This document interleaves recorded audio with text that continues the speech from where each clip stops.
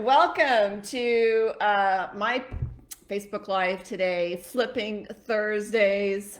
And I'm Tracy Fines, of course, 25-year real estate investor known as the Flipping Queen. So I have been flipping properties for a very long time, and I'm going to share lots of great wisdom here with you and my experience and how I've been living a flippin' great life doing this business. And I want to invite you, of course, into my world and get involved in investing in real estate. It is the bomb, people. I know I'm repetitive when I say this, but I truly, truly mean this, that if you are not investing in real estate, you absolutely need to start. And for sure, I can help you in that, or get yourself started with your own circle. And I'm talking today actually about your circle again. And I've touched on this already in other Facebook Lives, but I want to continue talking about it because this is really so significant. I cannot. I don't want to undervalue or not state it clearly enough how important it is to have the people around you in this business to support you in the absolute best way. And, it takes a huge village. It's more like a city. Let's say it takes a city to put a project together, to have all of the pieces of the puzzle come together in this beautiful thing that I call creation. And we are, and I don't mean that lightly, you are creating when you are a real estate investor. You're fixing up a property. So you're actually taking something and transforming it into something else. And that's a beautiful process. And it's very passion filled for me. And I think you can see that. Basically, the more you watch me on these Facebook Lives and come to my webinars on Wednesday nights, you're going to see my enthusiasm.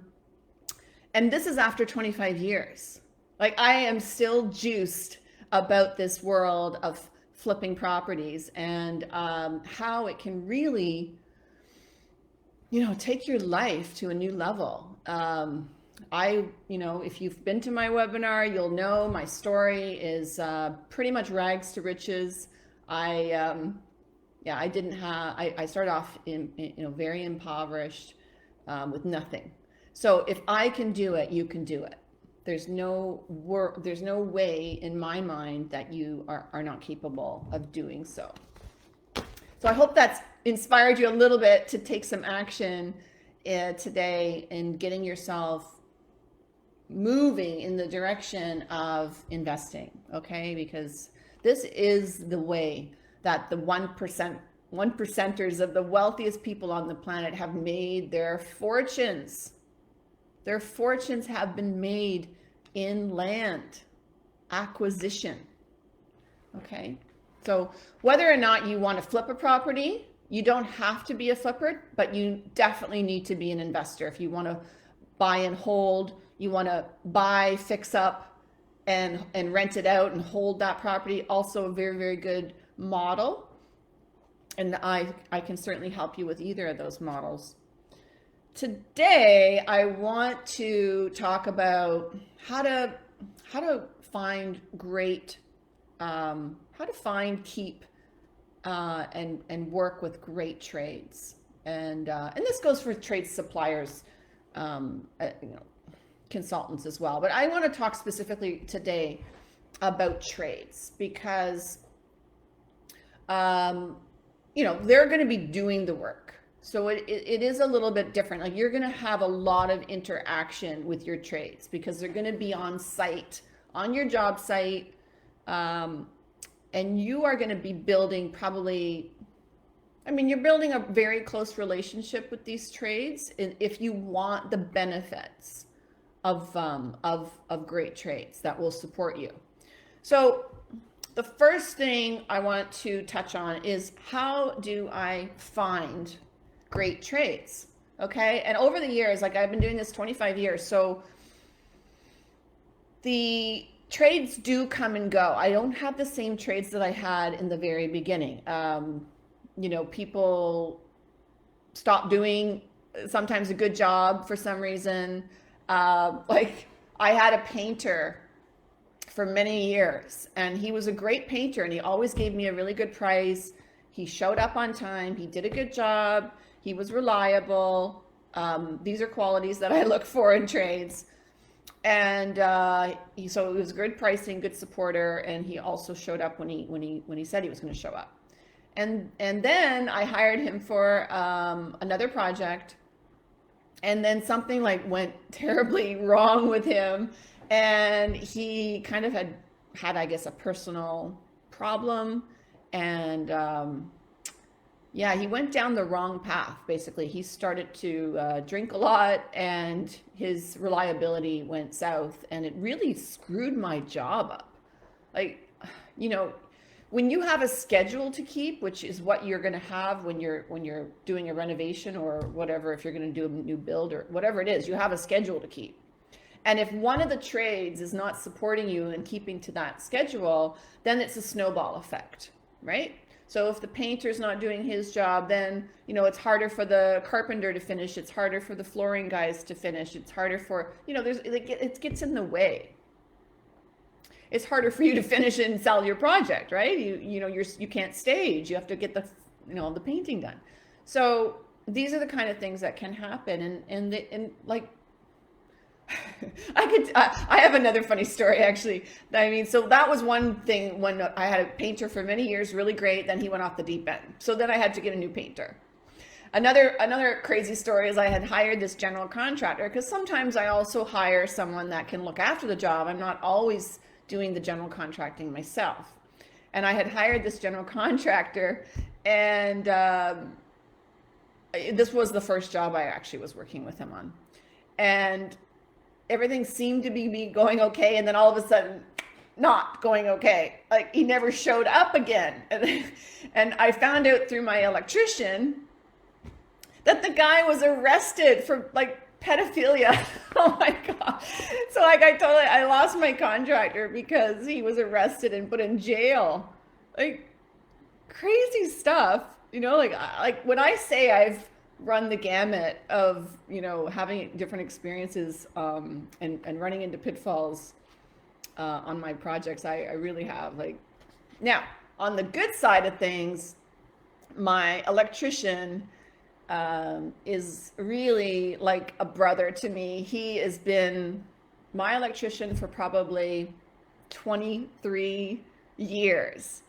So longer than longer than my marriage, let's put it that way, which is pretty funny to me. So you can have those are the kind of relationships that you want to build. Now, how did I go about finding trades, good trades? That's the key thing here, is to ask, okay? And I say this to my students who are in my program all the time. This is my famous line, is ask. And ask. And if you're not asking, then you're not getting, right? So you've got to ask. So I would ask other general contractors that I knew. I would ask other trades that I knew if they had experience with somebody on their job site that was really professional, reliable, and did good work, and also showed up when they said they were going to show up. Like, who's like on your site that's doing a good job for you? Who are the trades that you're calling back often? And so definitely referrals. You can ask, you can even ask your friends. Like, most people in general, if you're a homeowner, you are already working with trades. Generally, you're already doing some kind of renovation. Most likely, if you're a homeowner, you're fixing up something, you're calling people to come and redo your floors, or you're calling a painter. Like, this is very, very, very normal and common for just the standard homeowner. Okay, so you can ask your friends, you can ask family and friends if they've had any really good experiences with trades.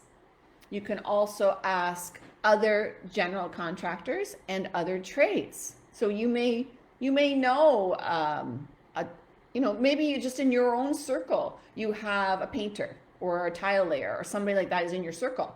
Well, you can just go to that friend who's in your circle already and just say, do you know any good other trades that you would recommend? Like, you've gotten to know other trades when you're on the site. There's no better way, in my opinion, than to piggyback off of other people's relationships. And I tell myself this often, and I use this often. Please use other people's experiences, credibility, wherever possible, authority, okay, wherever possible. So if you have, people build relationships. That's what we do. We build communities. That's just a natural human characteristic. So just know that relationships are really key. So ask people in your circle for those qualified individuals that look like they're doing good work. And the other way that I also do, now I'm in Toronto, Canada. So in Toronto, Canada right now, we are in a really sort of major building boom. Real estate market's very hot. And so there's a lot of construction going on. And trades are busy, right? So what you want to do so this is what I do sometimes is, there's so many job sites. When I'm driving around different neighborhoods, there's lots of construction projects going on, and they'll have their hoarding, the fencing all around the site to keep it safe so that people don't get hurt, people don't walk on the site and get hurt. But on the hoarding or the fencing, they have signage, and the signs would be, this is the demolition company. This is another project. They like to say that a lot. The slogan, this is another project by demo number 2 or demo number 1 or, AAA electrical, or these are very, very classic names. AAA electrical. So you can get to know the trades names, right? Because you're gonna drive around in the area, let's say, that you're working in, and you're going to start to see possibly the same companies sort of over and over again, and that's certainly what I see in my area. And you can I take photographs of the signage when I'm driving around looking at job sites. I'm taking photographs of the signage so I can follow up and call these trades. And when I call them up, I refer to the project that I saw them work, that they're working on. And, and then I give them I have a little interview with them and just talk to them about, well, what I'm doing. Here's what I do. I'm going to be doing this project. I see that you're working in the area quite a bit. Would you be interested in getting together and giving me a quote? That kind of thing. So you start to build some rapport with these people that are basically going to be local, right? They're already in your neighborhood working. So that's another great way, in my opinion, to find potential good trades. When your project is convenient for them to get to, it's going to make it better for you to have them support you. So for example, they're already working in the area. Let's say they're already at this job site that you found them at, and your project's in the same area. Well, what do you think the likelihood of them being able to pop by if there's some kind of an emergency situation or a situation where you need them right away? Because that comes up. Well, it's going to be convenient for them most likely if they're already in the area. So that's a real bonus and benefit to you for your project. Okay, I hope you get that. So the other thing is that once you get some trades that you've had referred to you, or you found them on another job site, so you know that they're actively working and engaged, you can also call up the owner of that property that they're working at. You can call up the general contractor as well. Usually there's signage there to tell you that. And you could call up the general and say, what's your experience? I saw the signage. What's your experience with this demolition crew? What's your experience with this, these framers? You know, whatever it is. And then the general contractor is probably going to be quite open with you and talk about, you know, their experience, and like give them either a good review or say, hey, you know, I'm about to take their sign down because I'm not happy with their work. So you need to just do that due diligence and the background checks and making sure that they are as good as they appear to be. So that's going to be something very helpful to you. Now, once you find a good trade, you want to hold on to them, okay? And how do you hold on to them? First of all, you got to treat them fairly, okay? You don't want them being so squished and pinched by you like negotiating their price down so low that they feel like shit. Am I supposed to say that? They say, oh, I felt like I was on the job site there for a minute. Sorry. They say, you know what? You're like, they're not really excited anymore to do your work, right? And there's gonna be a backlash, is my point. So treat them fairly. You definitely don't want to just not negotiate, because in this world of flipping real estate, people are expecting some negotiation, okay, with the pricing, with whatever, how the work gets done. So you don't want to just accept their first price, their first quote. You always ask for a better price. What's your best price? Okay. And that is definitely key. You don't want, you just have to really decide to get comfortable asking for a better price and not feel like, oh, you know, they won't like me if I don't take their quote. You got to stop thinking that way. Okay. This is a business. Okay. And businesses negotiate contracts. Okay. Negotiate the contract. Now, they will respect you more if you negotiate the contract. Okay. You do not want to give the impression that you are weak or will succumb to their will, but be fair. Okay. You don't want to squeeze them so much that they say, I'm not interested in really doing this work or showing up. Okay. You've got to incentivize them. Also, as a real estate investor, you have the benefit of future contracts. This is really key, okay? Because you are going to give them repeat business. And you can be very upfront about it and say, this is maybe my first flip, but this is what I'm doing now. And I have a mentor in this space, and we are working together, and I am doing this. So this will not be the last project that I call you on. I want to work with good people, and you're going to incentivize them to want to support you in your endeavors.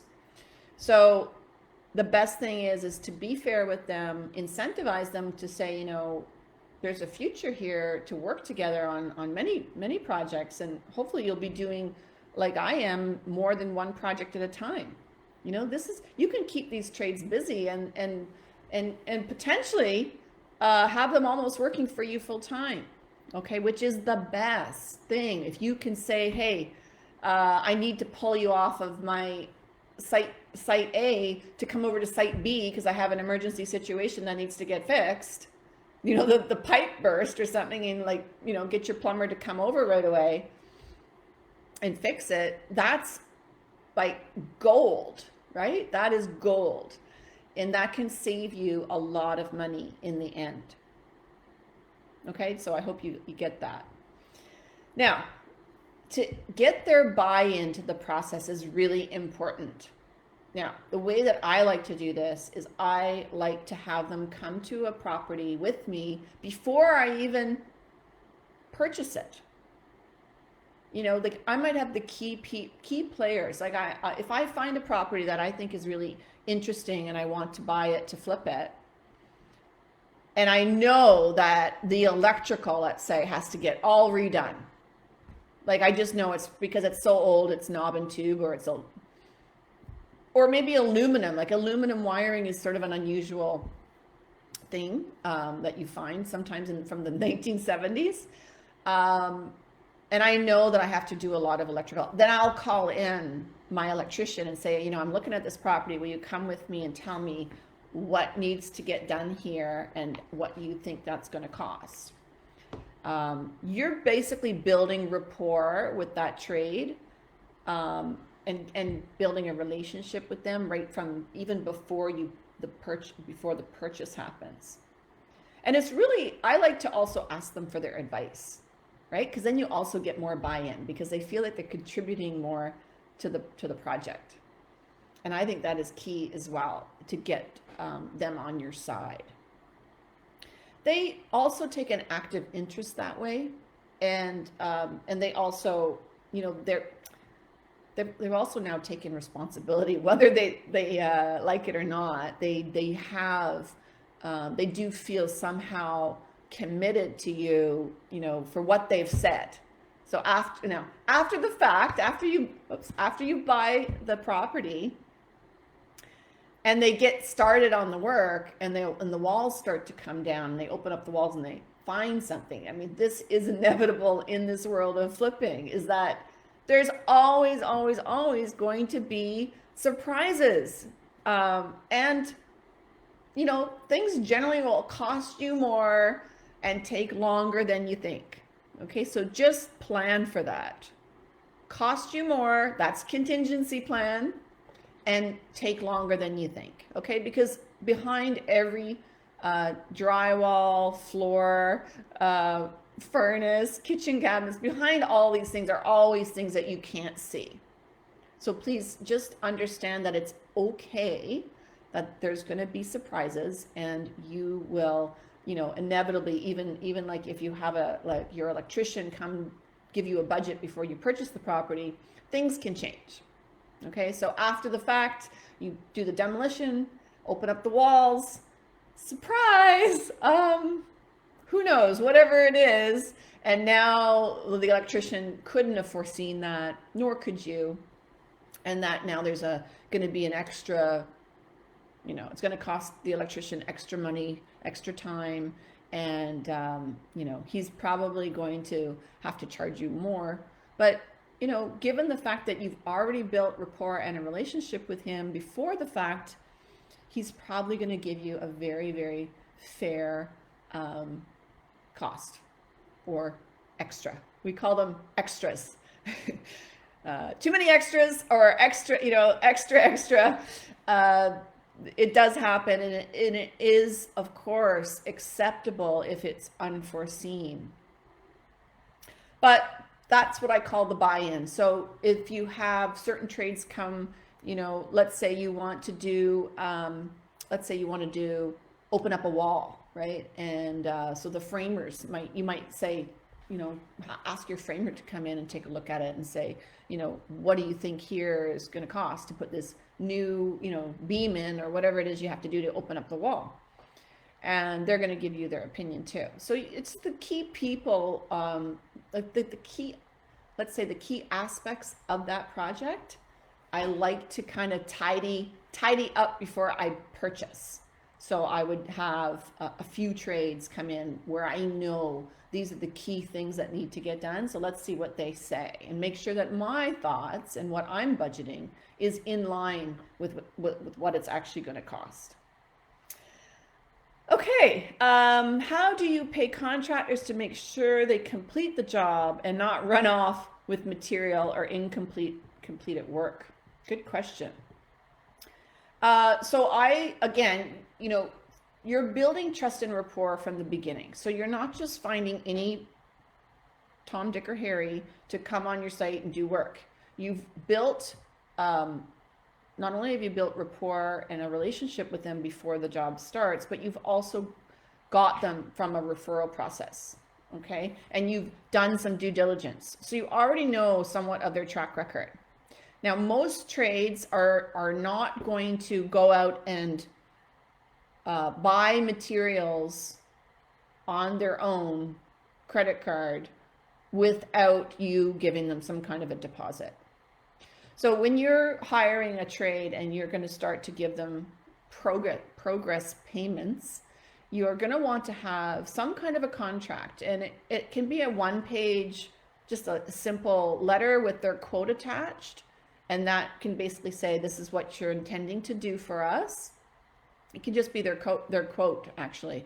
This is what they're quoting, and this is what the schedule is going to be for this work, and we agree on these kind of progress payments. Okay, you're not going to give them all of it up front. Now, some trades will require possibly even up to 50% deposit, and the reason being they may be buying materials, and the materials may be maybe half the cost of the project. Okay, and this is not atypical.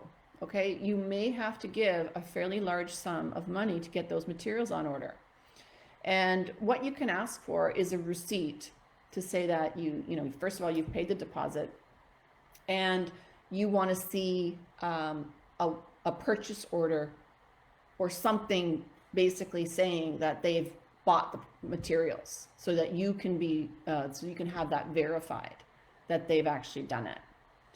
And you're going to want to set up some kind of progress payments for their work. They're going to want to get paid along the way. And that's how you would set it up from the very get-go in the very beginning. And if you stick to your word and you've checked out your trade, there's really no reason why they would run off from that job, unless of course they're on some kind of bender. But I mean, that does happen sometimes. But if you work with the same people over and over again, which is the idea, which is the goal, they will support you and finish the job. So like I said, I have seen a lot of different things happen, and it can happen. But if you stick to the experience and the knowledge that I've gained, and this is the whole idea of working with a mentor, is that you can circumvent problems, pitfalls that you may fall into, just like I did, by doing what I now know what to do. So just take my advice. I've been there, done that. And then at least you will set yourself up for the best results that you can have. All right. I want to thank you for joining me here today and listening and watching me. And I look forward to next Monday, where I will be doing Mindset Mondays. And every Monday I do Mindset Mondays. Every Thursdays I'm doing Flipping Thursdays. And I look forward to sharing more with you next week. So take care, and I will talk to you all soon. Bye for now.